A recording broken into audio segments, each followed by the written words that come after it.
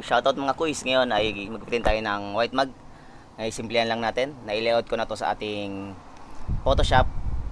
At ipiprint ko na to ito sa ating sublimation printer. Sublimation printer pala ang ginagamit na pamprint sa mga baso, sa mga white mug. At sa mga baso naman, hindi pwede yung mga nabibili lang sa mga palengke na puting baso. Powder coated kasi ang printable na white mug. Sa isang A4 size ay pinagkasya ko ang tatlo.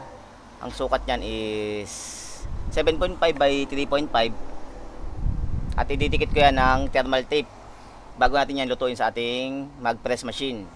Lulutuin pala natin ng 150 seconds ang tagal at ang init niya is 200 ang init.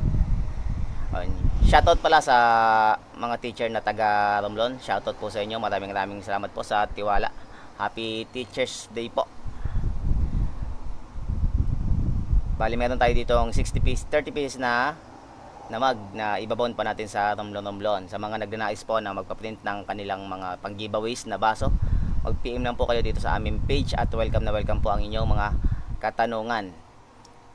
Dito po sa amin, ang mug po ay nagkakalaga po ng 100 pesos. May libre na po siyang box. So sa mga nagnanais po, mag-PM lang po kayo. Maraming salamat po sa mga nanood.